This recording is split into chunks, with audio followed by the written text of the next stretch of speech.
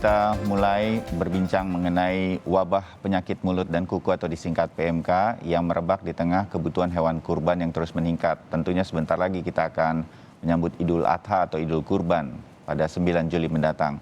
Dan ada fatwa dari MUI atau Majelis Ulama Indonesia. Segera saya berbincang dengan Wakil Gubernur Jawa Timur, Emil Elistianto Dardak, yang bergabung pagi hari ini. Selamat pagi Pak Emil. Pak Wagub. Selamat pagi, Assalamualaikum warahmatullahi wabarakatuh. Waalaikumsalam warahmatullahi wabarakatuh. Bergabung juga Ketua MUI Bidang Fatwa Asrorun Niam Soleh.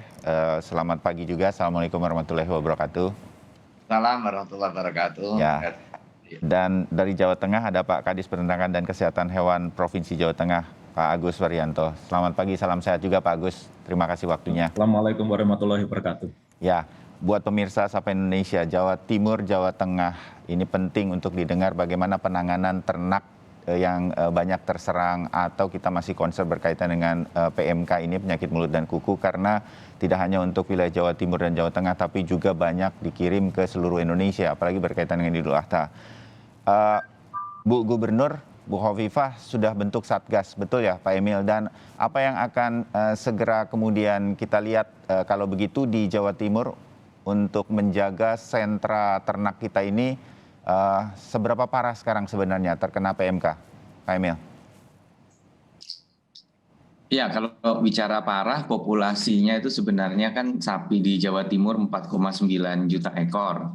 Sedangkan per hari ini yang teridentifikasi sakit 15.500 dan yang sudah sembuh ada 2.289. Jadi dan yang mati 124. Tapi kita tidak ingin kemudian menggunakan terminologi parah tidak parah karena penanganan ini harus dilakukan serius mungkin gitu Mas Bayu. Jadi memang kita ketahui bahwa selama ini kita sudah bebas dari PMK, jadi masih terus kita menunggu hasil penelusuran dari pihak-pihak yang kompeten bagaimana ini kok bisa kembali masuk ke Indonesia begitu. Tetapi karena kita tahu bahwa seperti asuransi saja kan yang di cover penyakit itu kan selama ini ya antraks, brucellosis dan lain-lain lah, tapi bovine, viral apa macam-macam lah. Tapi bovine tidak ya untuk PMK memang sudah lama tidak ada di Indonesia gitu. Jadi nah ini, namun sebenarnya pengobatan yang bisa mengantarkan lebih dari 2.000 ya sapi ini sembuh, hampir 3.000 ini adalah pengobatan yang sifatnya sebenarnya mengurangi gejalanya, jadi mengurangi keparahan pada saat terkena dan ya alhamdulillah hasilnya baik. Kita tadi mendengar dari Lumajang stoknya ini kurang, ya memang di saat seperti ini tentunya banyak sekali yang menginginkan obat-obatan dan tentunya ada percepatan yang dilakukan oleh pemerintah pusat juga, termasuk dengan LKPP sudah dibahas oleh Pak Dirjen Peternakan bagaimana untuk mengakselerasi proses-proses untuk bisa mengadakan obat dengan lebih cepat lagi. Oke, syukur mendengar juga bahwa ada yang terpapar tapi sembuh hewan ternaknya, kan begitu ya Pak Emil. Nah, siap, Mas Bayu. Satgas yang dibentuk oleh Pemprov Jawa Timur ini tugasnya akan fokus kemana Pak Emil? Mencegah penularan karena memang cukup cepat menular, jadi kayak memberikan isolasi yang baik begitu di daerah-daerah sentra ternak Jawa Timur, atau apa fokusnya sekarang? Ya, jadi ketua umum dari Satgas ini adalah Sekda. Jadi ini satu artinya lintas sektor. Sedangkan ketua hariannya ini adalah Kepala Dinas Peternakan dengan disupport oleh Kepala BPBD. Kenapa? Karena kita menganggap ini adalah juga sebuah bencana dan BPBD ini terlatih untuk beroperasi secara sigap, cepat dan tentunya tidak mengerjakan sesuatu yang sifatnya rutin, sehingga disinfeksi kandang, kemudian juga melakukan monitoring lalu lintas hewan. Ini BPBD punya SOP yang terkoneksi dengan BPBD di masing-masing kabupaten kota dan punya kesigapan untuk berkoordinasi dengan Forkopimda, artinya dengan Polres, dengan Kodim, sampai ke tingkat Polsek, sampai ke tingkat Koramil, hingga bahkan di desa itu ada yang namanya Babinsa, Babin Kamtipmas. Nah ini tim reaksi cepat TRC yang biasa tertanam di BPBD sudah terlatih nih, biasanya nangani banjir, nangani longsor, kemarin nangani COVID. Nah sekarang ini kan adalah juga sebuah wabah yang bersumber dari penyakit yang menular, ini juga sekarang tapi yang sasaran adalah hewan ternak. Jadi secara institusi ini akan sangat menopang tugas dari Kepala Dinas Peternakan untuk melakukan penanganan cepat di hulunya. Artinya bagaimana ini tidak semakin meluas penyebarannya. Pasar hewan ditutup sementara, kandang disinfeksi, tetapi juga jangan sampai kemudian sama seperti waktu COVID ya, tiba-tiba misalnya orang tidak boleh kemana-mana sama sekali, lalu tiba-tiba pasar-pasar kosong langka gitu ya barang-barang. Nah ini kita tidak ingin kemudian interpretasinya tidak tepat. Nah, dengan pengalaman waktu COVID ini tentunya tahu bahwa mana sih sebenarnya lalu lintas ternak yang dianggap oleh para pakar ini masih memenuhi mitigasi hulunya tadi supaya tidak menyebar. Oke, ya terbayang apa yang kemudian akan banyak dilakukan oleh Satgas dari Jawa Timur berkaitan dengan PMK ini, Pak Emil. Nah, bagian akhir sebelum Pak Emil saya pamitkan karena harus menyambut atau mendampingi Pak Wapres yang berkunjung ada tugas di Jawa Timur. Kan ada fatwa MUI, penting sekali fatwa ini bisa menyebar sampai ke umat Islam di Jawa Timur terutama, dan imbauannya Pak Wagub untuk masyarakat di Jawa Timur dan seluruh Indonesia berkaitan dengan sapi-sapi dari Jawa Timur ini kan saya sebut tadi menjadi sentra dan mungkin nanti dikirim ke banyak kota di Indonesia selain di Jawa Timur. Apa itu kira-kira? Apakah fatwa MUI ini juga akan segera disosialisasikan sedemikian rupa berbarengan dengan tugas Satgas dan lain-lain, Pak Emil? Ya, jadi kalau kita bicara hulu, kita bicara ternak hidup. Dan kurban ini kaitannya juga banyak dengan ternak hidup karena banyak sekali customer itu biasanya beli daging, kalau kurban dia beli hewan hidup gitu ya. Iya. Nah oleh karena itu kami Pak Asrorun Niam ini yang telah bekerja keras tadi untuk merumuskan fatwa yang sangat komprehensif. Tentunya kita sangat mengapresiasi kepedulian MUI terhadap umat. Jadi bahwasanya memang klinis kategori PMK itu ada yang ringan, ada yang berat, dan bisa sembuh, itu yang paling penting. Nah memang kita selalu, bahkan dari dulu sebelum ada PMK, ini hewan ternak ini sebenarnya harus dicek dulu oleh veteriner gitu sebelum kemudian dia disembelih gitu, apalagi sapi. Nah memang kebetulan insiden PMK ini banyak terjadi di antara sapi. Jadi tentunya Pak, dalam situasi seperti ini kita harus menyegerakan sosialisasi ini karena kalau tidak diimbangi akan terjadi informasi yang salah yang beredar di tengah masyarakat. Bahwa sebenarnya tidak ada PMK, di hilir ini kita sangat menjaga kesehatan dari hewan ternak. Nah, tetapi penguatan ini mengatakan bahwa bahkan yang sudah sembuh atau yang gejala ringan ini sebenarnya secara kepakaran itu telah dikatakan bahwa ini masih bisa dikonsumsi dan aman aman. Tetapi sekali lagi nanti mungkin Pak Niam akan Ilham ini akan menyampaikan lebih jelas lagi mengenai keputusan atau fatwa dari MUI ini, Mas Bayu. Ya, baik. Terima kasih. Pak Emil, saya pamitkan Anda karena harus segera berangkat bertugas. Saya terima kasih waktunya. Restunya untuk penanganan PMK di seluruh Jawa Timur maupun Indonesia. Pasti, Pak Emil. Selamat bertugas. Salam untuk Ibu Hovifah dan seluruh jajaran di sana. Terima kasih, Mas Bayu, Pak Niam, Pak Kepala Dinas. Ya, nah itu tadi Wakil Gubernur Jawa Timur Emil Dardak yang sudah menyampaikan langkah-langkah di Jawa Timur. Saya sekarang ke Mas Niam berkaitan dengan fatwa MUI. Mas Niam. Ya, Mas Bayu. Ya, nah fatwanya kita udah dengar dan juga yang membuat saya kalau boleh mewakili masyarakat begitu ya Mas Niam, kalau bergejala ringan itu masih dibolehkan untuk menjadi hewan kurban. Nah ini memang sebetulnya saya meyakini MUI ketika mengeluarkan fatwa ini pasti berdiskusi panjang dengan tim ahli, dengan dokter hewan, dengan pakar-pakar kesehatan hewan, bahwa ya ini aman. Memang benar aman ya, ini kalau gejala ringan saja itu boleh dijadikan hewan kurban. Mas Niam. Ya, terima kasih Mas Bayu ya. Jadi ketika Kementerian Pertanian mengajukan surat permohonan fatwa kepada Majelis Ulama Indonesia, mengenai ehwal pelaksanaan hewan kurban di saat kondisi wabah PMK ini, MUI tidak serta-merta memberikan jawaban sebelum ada pemahaman utuh dan komprehensif terkait substansi masalahnya. Dan setelah MUI mendengar dari ahli dan juga dari pihak regulator, MUI menyimpulkan dan menetapkan fatwa tersebut. Yang kemarin digali itu adalah yang pertama soal apa itu PMK, kemudian gejala klinisnya, dampak yang ditimbulkan, serta upaya punya. Nah, dari pendalaman itu diperoleh informasi penting yang akan menjadi konsiderasi di dalam penetapan fatwa. Peternakan kita. Pertama terkait dengan dampak yang ditimbulkan. Oleh informasi dan ngerti. Ini tidak menularkan kepada manusia. Yang kedua, dia tidak berpengaruh terhadap kualitas daging, sehingga dia masih layak konsumsi, termasuk kepala, kaki jika dimasak secara tepat. Poin yang berikutnya adalah pengaruh kepada kondisi fisiknya.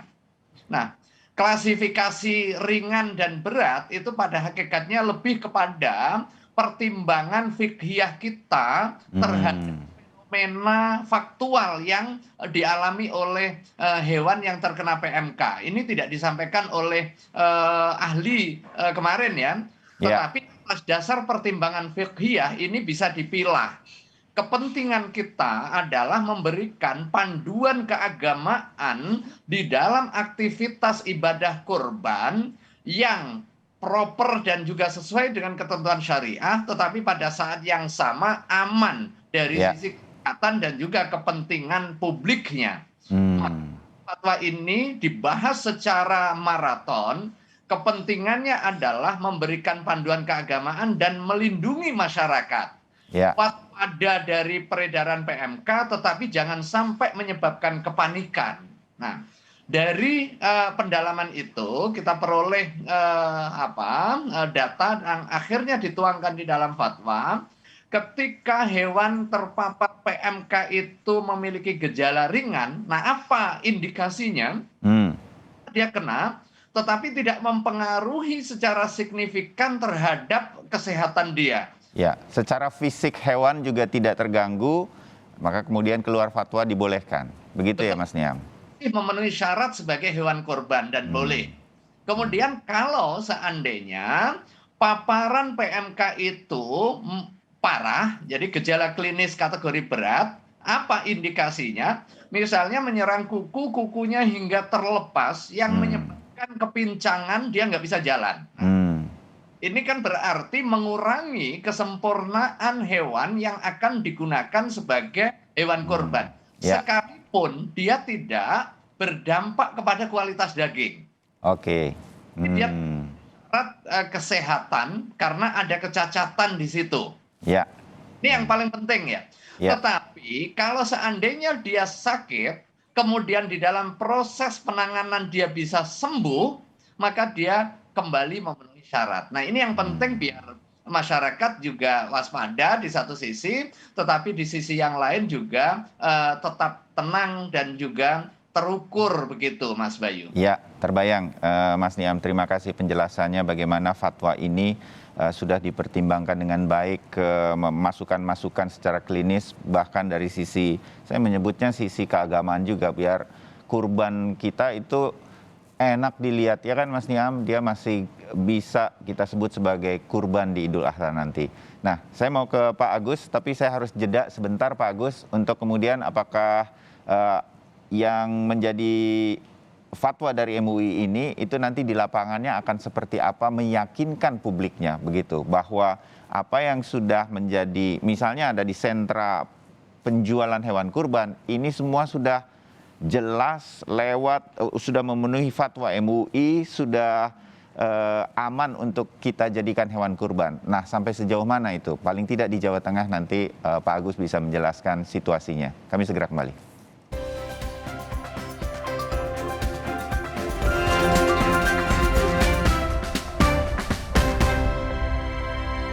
Ya, kami lanjutkan saudara. Kami sedang berbincang mengenai fatwa MUI soal hewan kurban di tengah merebaknya wabah PMK, penyakit mulut dan kuku yang menyerang hewan ternak. Nah, saya masih bersama Mas Asroum Niam Soleh, Ketua MUI bidang fatwa, dan juga ada Pak Agus Warianto, Kadis Peternakan dan Kesehatan Hewan Provinsi Jawa Tengah.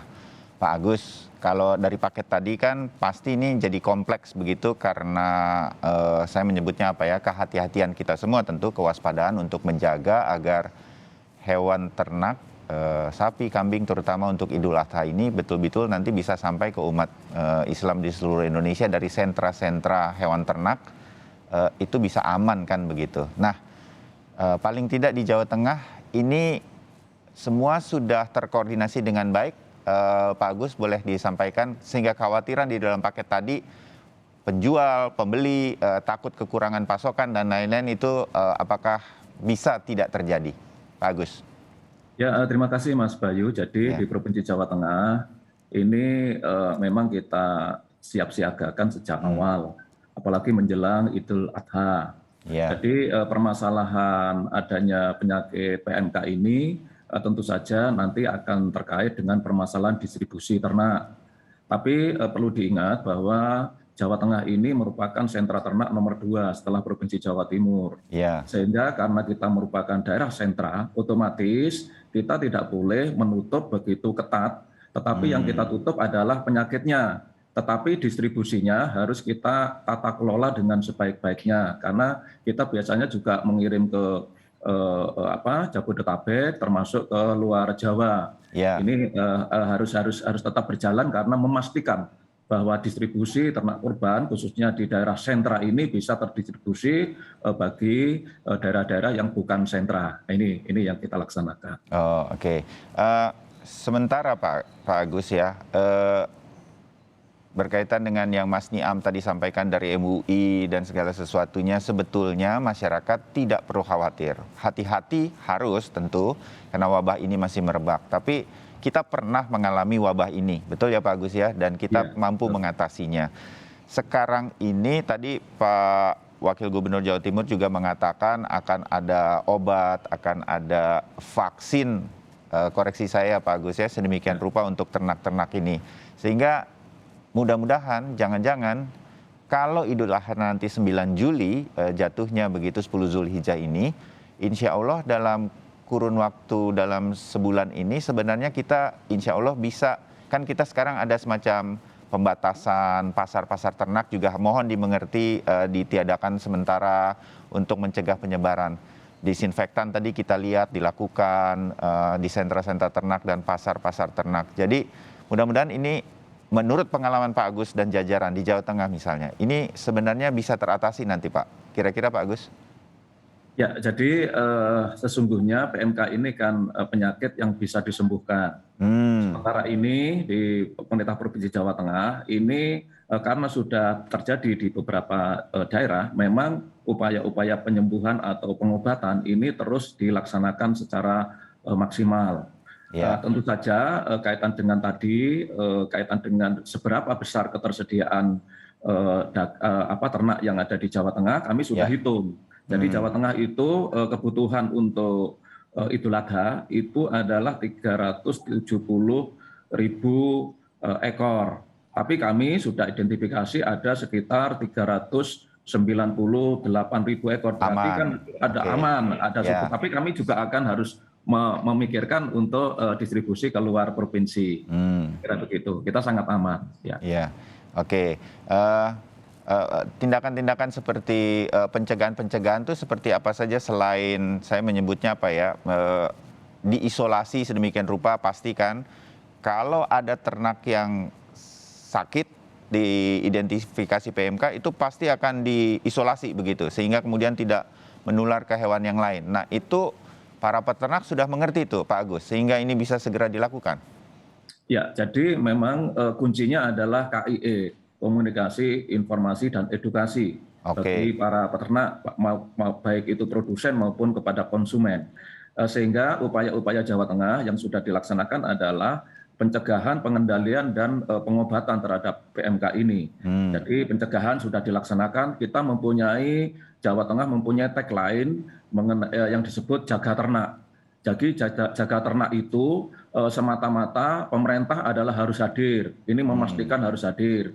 Tetapi para peternak ini termasuk masyarakat ini juga menjadi semacam subjek untuk bersama-sama dengan kita. Oke. Bersama-sama. Ya, jadi bersama-sama. Ini tidak cukup hanya pemerintah, sehingga jaga ternak, konsep jaga ternak ini adalah bagaimana mengoptimalkan modal sosial kearifan lokal yang dimiliki oleh masyarakat untuk bersama-sama mengendalikan, mencegah adanya PUMK ini sampai nanti jangka pendeknya adalah bagaimana mengamankan Idul Adha.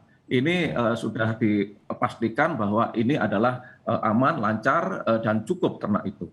Baik, terbayang Pak Agus. Mudah-mudahan semuanya bisa berjalan. Nih, kearifan lokal masing-masing daerah. Di Jawa Timur bikin satgas, kalau di Jawa Tengah imbauan dari Pak Gubernur, dari seluruh jajaran termasuk Pak Agus, masyarakat semua yang menjadi satgas begitu, itu mudah-mudahan bisa berjalan dengan baik. Intinya satu, jangan sampai ini wabah ini begitu besar menjelang Idul Adha. Mas Niam, MUI kalau udah begini nih kan jadi panduan, jadi harapan saya dan juga masyarakat umat muslim di Indonesia untuk dapat hewan kurban yang nanti dibagikan ke yang membutuhkan begitu yang paling baik. Walaupun di tengah masih merebaknya wabah PMK ini, mudah-mudahan nanti makin terkendali, amin. Bagaimana MUI menjaga ini semua, menjaga harapan ini? Apakah akan ada semacam sidak yang lebih intensif sehingga pelaksanaan fatwa-fatwa ini bisa berjalan dengan baik di seluruh Indonesia, Mas Niam? Ya, terima kasih Mas Bayu ya. Ya. Jadi MUI terkait dengan PMK ini bukan hanya sekedar mencantumkan hukum fikih semata, tapi juga memberikan solusi atas kondisi faktualnya dalam perspektif keagamaan. Yang pertama, memberikan catatan kepada masyarakat muslim yang hendak berkorban dan juga penjual korban untuk memastikan hewan yang akan dijadikan korban itu sehat dan memenuhi syarat. Ini satu. Karena ibadah korban itu ibadah mahdoh, basisnya dogma, harus memenuhi kriteria persyaratan keagamaan. Tetapi pada saat yang sama juga harus memiliki dampak positif bagi kesehatan masyarakat, kemudian bagi perbaikan sosial dan juga ekonomi. Ya.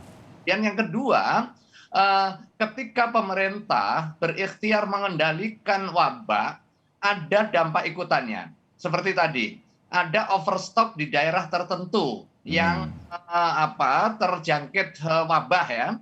Seperti Jawa Tengah, Jawa Timur ini kan menjadi supplier terbesarnya. Dengan larangan pergerakan ke daerah lain ketika daerah tersebut dinyatakan sebagai wabah PMK, maka akan ada kesulitan calon pekurban untuk melaksanakan ibadah kurbannya.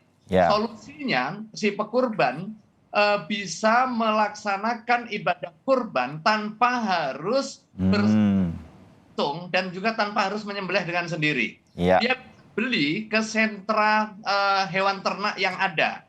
Karena prinsipnya dia tidak membahayakan, tetapi nggak boleh bergerak untuk mencegah peredaran secara lebih luas. Dimengerti, oke.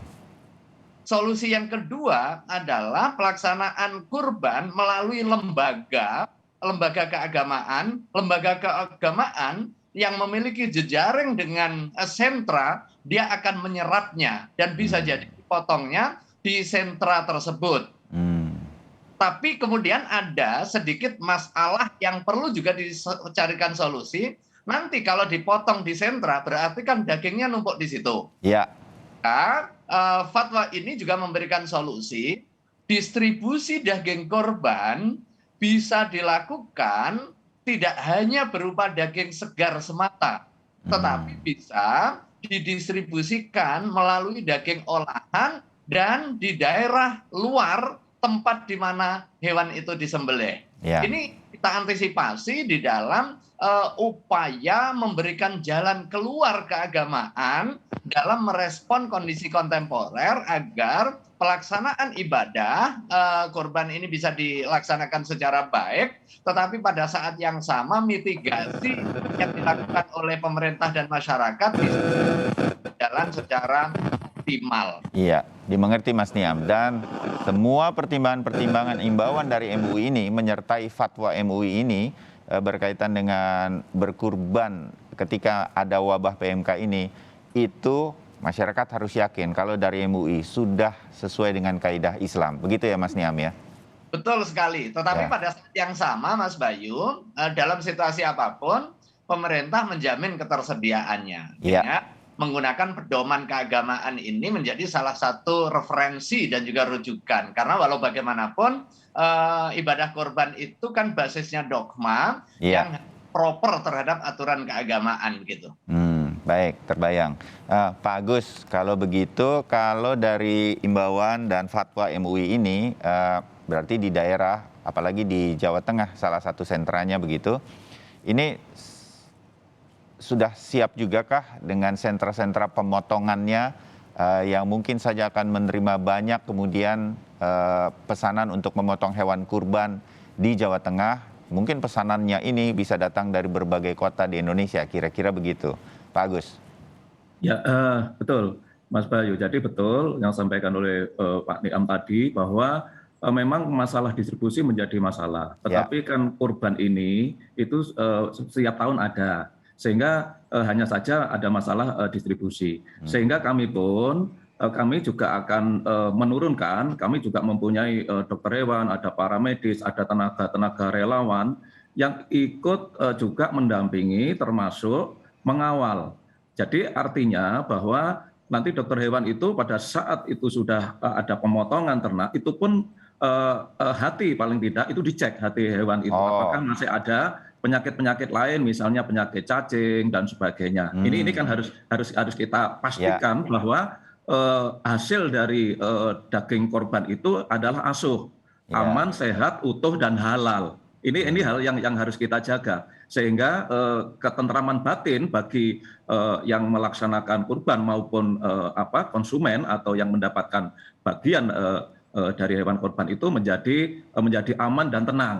Saya kira ini merupakan yang terus kita kembangkan sehingga apa artinya tadi kalau kaitan dengan distribusi memang betul. Jadi di era digital saat ini kan memang penyembelian ini bisa secara langsung, tetapi kan ada yang juga melalui online dan sebagainya. Ini saya kira teknologi informatika juga, nah ini di Jawa Tengah juga dikembangkan karena biasanya pada saat menjelang Idul Kurban itu ada lapak-lapak atau ada pasar-pasar tiban di situ. Tentu saja kita proaktif sebagai pemerintah, proaktif untuk bagaimana mengecek kesehatan ternak. Biasanya ternak itu kan ada yang kena kembung, penyakit kembung, ada yang matanya merah, kemudian yang ada luka yang itu harus segera disembuhkan sebelum nanti pelaksanaan kurban. Saya kira itu. Baik, terbayang. Nah, mudah-mudahan ini bisa terus disampaikan kepada publik, kepada masyarakat, sehingga mereka mengerti mungkin tahun ini akan ada banyak imbauan untuk melakukan, saya menyebutnya, berkurban secara online lah, kira-kira begitu. Karena itu juga bisa dilakukan sebenarnya.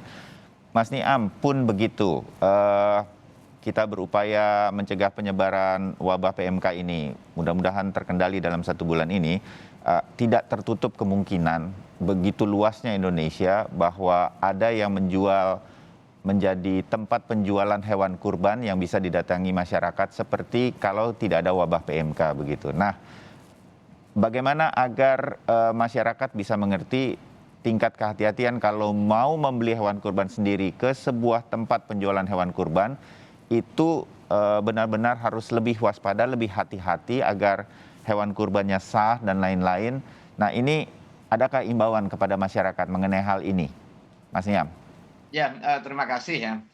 Yang pertama, setiap tahun kita akan melaksanakan ibadah kurban dan ada hal-hal yang bersifat tradisional yang itu pada hakikatnya menjelma menjadi budaya. Tapi tidak jarang itu dimaknai sebagai sebuah dogma keagamaan ya. Bisa diubah. Misalnya soal apa ya? Soal setiap tahun ada pedagang kambing di pinggir jalan misalnya ya seperti ini.